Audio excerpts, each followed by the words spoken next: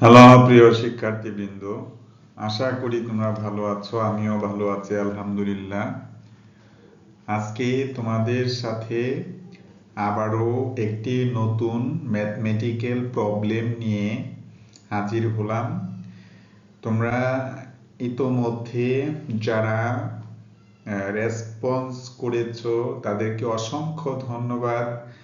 আবার তোমরা জানতে চেয়েছো যে ম্যাথমেটিক্যাল টার্মগুলো আরো যদি বিস্তারিত আলোচনা করা যায় তোমাদের জন্য সুবিধা হবে।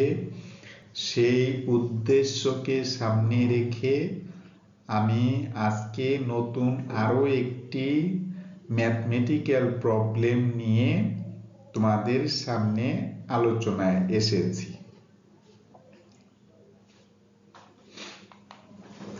বরাবরের মতো বিবিএ অনার্স থার্ড ইয়ারে যারা আছো, সাবজেক্ট ম্যানেজমেন্ট অ্যাকাউন্টিং, অধ্যায়টির নাম কস্ট ভলিউম প্রফিট অ্যানালাইসিস।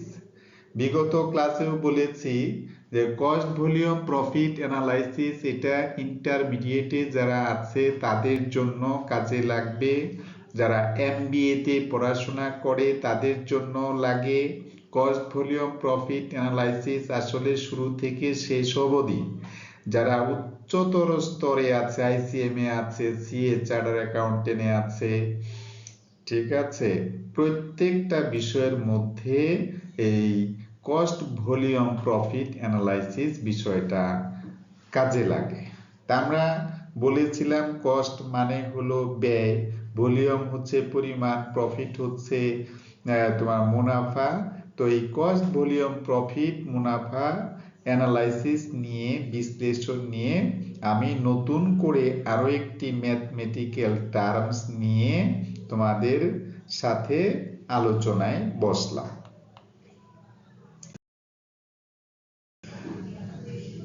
তো কস্ট আমরা জানি এই অধ্যায়ের ভিত্তিতে সচরাচর ভেরিয়েবল কস্ট লাগবে, ফিক্সড কস্ট লাগবে এবং সেমি ভেরিয়েবল কস্ট লাগবে। আমি গত ক্লাসে বলেছি যে সমস্ত খরচ উৎপাদনের সাথে সরাসরি সম্পৃক্ত, যে উৎপাদন করলে খরচ লাগবে, উৎপাদন না করলে খরচ লাগবে না।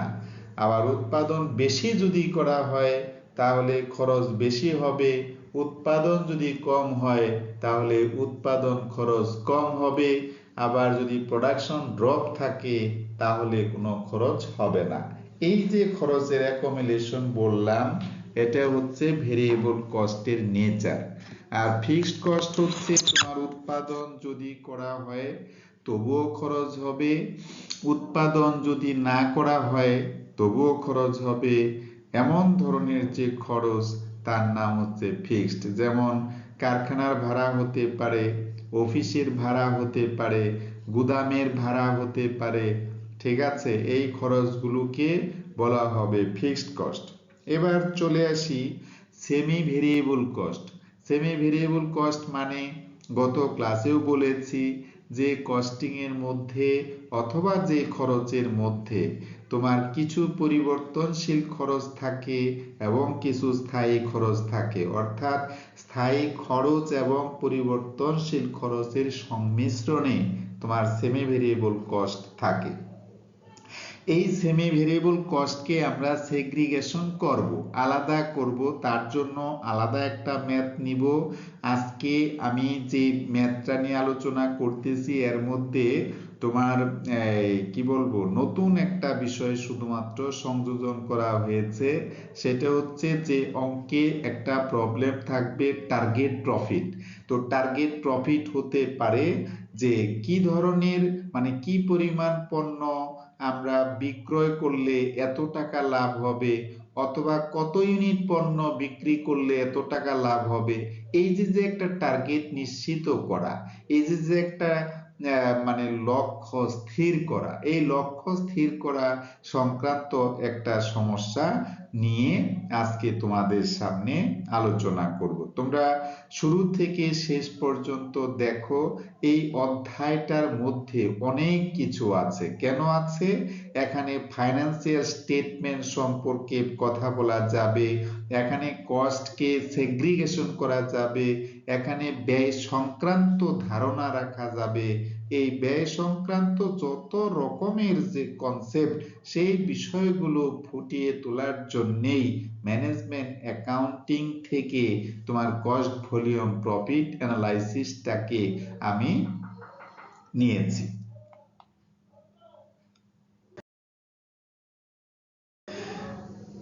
এখানে দেখো break even chart. Break even chart সম্পর্কেও আমি আগের ক্লাসে কথা বলেছি। আজকে শুধুমাত্র আরেকবারও রিভিউ করার জন্য একটু দেখি যে যেখানে কি বলবো, এই যে সেলস লাইন এবং কস্ট লাইন, তো সেলস লাইন এবং কস্ট লাইন যে বিন্দুতে মিলিত হয় তার নাম হচ্ছে ব্রেক ইভেন পয়েন্ট। এই যে দেখো ব্রেক ইভেন পয়েন্ট, এখানে এটা হচ্ছে তোমার কি বলবো, এটার নাম কি বলো, এটার নাম হচ্ছে সেলস লাইন। আর এই যে যে একটা লাইন আছে এটার নাম কস্ট লাইন। তাহলে সেলস লাইন এবং কস্ট লাইন যে বিন্দুতে মিলিত হয়েছে তার নাম break even point. Break even পয়েন্টের পরে যদি আমি পণ্য বিক্রি করি, কোনো লসের সম্ভাবনা নাই, এজন্য প্রফিট এরিয়া। আর এটার আগে পণ্য বিক্রি করলে লস হওয়ার সম্ভাবনা থাকবে, যার নাম এটা লস এরিয়া। আর এই ব্রেক ইভেনের পরে যেহেতু লসের সম্ভাবনা নাই, সুতরাং এই প্রান্তটাকে বলা হবে মার্জিন অফ সেফটি। এখানেও মার্জিন অফ সেফটি টাকাতেও হতে পারে, ইউনিটেও হতে পারে। এই মার্জিন অফ সেফটি হচ্ছে জাস্ট নিরাপত্তা প্রান্ত। আবার এই যে যে একটা কোণ হয়েছে, এই কোণটার নাম হচ্ছে আপতন কোণ, অ্যাঙ্গেল অফ ইনসিডেন্স।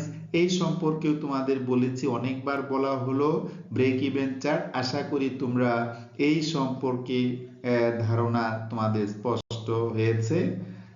ঠিক আছে, এরপরে একটা ম্যাথমেটিক্যাল টার্মস আমি নিয়েছি। এখানে বলা আছে যে related to target profit, newly company limited produced ball pen, each ball pen expense, material লাগে 3 টাকা, লেবার কস্ট লাগে 2 টাকা, অ্যান্ড ওভারহেড কস্ট লাগে 3 টাকা। তাহলে এখানে একটু দেখো যে কাঁচামাল বাবদ লেগেছে 3 টাকা, শ্রম খরচ লেগেছে 2 টাকা, আর ওভারহেড খরচ লেগেছে 3 টাকা। 3 আর 2 5 আর 3 8 টাকা হচ্ছে total variable cost. Fixed cost আছে হচ্ছে 1,90,000 টাকা। আর এখানে সেলস প্রাইস এটা আসলে পার ইউনিট হবে 15 টাকা। তাহলে তোমরা বুঝতে পেরেছো যে যে পণ্যটা আমি বিক্রি করলাম তার ইউনিট প্রতি বিক্রয় মূল্য হচ্ছে 15 টাকা, আর ইউনিট প্রতি টোটাল খরচটা হচ্ছে 8 টাকা। তো এই সম্পর্কে ধারণা পূর্ববর্তী লেকচারে কিন্তু তোমরা পেয়েছো। এরপরে দেখো রিকোয়ারমেন্টে যে জিনিসটি চাওয়া হয়েছে break even point in unit, আগের অঙ্কেও আমি করেছি। আর আজকে যে ব্রেক ইভেন পয়েন্ট ইন টাকা একটু ভিন্ন পদ্ধতিতে করব। নাম্বার 3 তে আছে ইফ টার্গেট প্রফিট টাকা 2500, how many unit to be sold, অর্থাৎ এই প্রতিষ্ঠান যদি 2500 টাকা লাভ করতে চায় তাহলে কত ইউনিট পণ্য উৎপাদন করে বিক্রি করতে হবে। দেখো break even point in unit, তা আমরা এটা আগেও আলোচনা করেছি। ফিক্সড কস্টকে সিএম আজকে সংক্ষিপ্ত লিখেছি। সিএম হচ্ছে কন্ট্রিবিউশন মার্জিন, আর ব্র্যাকেটে লেখা আছে PU, that means per unit. তো ফিক্সড কস্ট 1,90,000 টাকাকে সিএম কিভাবে পাওয়া যাবে? সেলিং প্রাইস থেকে ভেরিয়েবল কস্ট বাদ দিলে। এটা আমি আগের যে ম্যাথটা ছিল সেখানে বিস্তারিত আলোচনা করেছি বিদায় আমি এখানে লিখি নাই। তাহলে 15 টাকা হচ্ছে সেলিং প্রাইস, আর এই 3 আর 3 6 আর 2 8 হচ্ছে তোমার ভেরিয়েবল কস্ট। তার মানে 15 থেকে 3 2 5 আর 3 8 গেলে থাকে হচ্ছে 7 টাকা। সুতরাং এই 1,90,000-কে 7 দিয়ে ভাগ করলে যা আমরা পাই সেটা হচ্ছে 27,142 পয়েন্ট সামথিং আসবে, বাট এটাকে আমি অ্যাপ্রক্সিমেটলি 143 ধরেছি। তার মানে 27,143 ইউনিট পণ্য যদি আমরা বিক্রয় করি তাহলে তোমার লাভও হবে না, লোকসানও হবে না। এটা হচ্ছে break even point in unit. এবার দেখো ব্রেক ইভেন পয়েন্ট ইন টাকা। তো এই অঙ্কটি গত ক্লাসে আমি করেছি, যেভাবে করেছি আজকে একটু ভিন্নতা এনেছি। সেটা হচ্ছে ফিক্সড কস্টকে কন্ট্রিবিউশন মার্জিন রেশিও দ্বারা ভাগ যদি করি তবুও পাওয়া যাবে। তাহলে কন্ট্রিবিউশন মার্জিন রেশিওটা কি?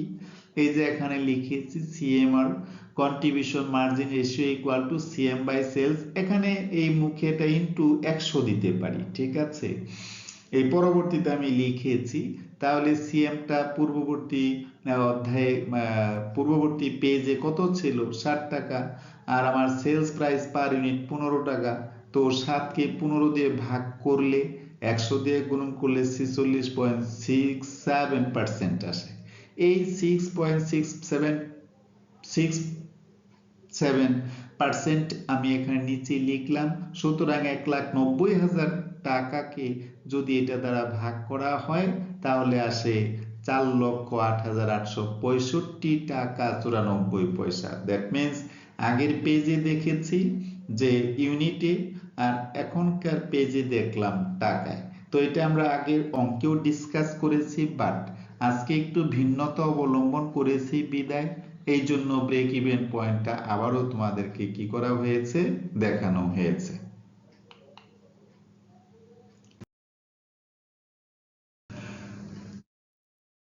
লাস্ট অফ অল দেখো টার্গেট সেল চেয়েছে। টার্গেট সেলস মানে হচ্ছে যে প্রত্যাশিত বিক্রয়।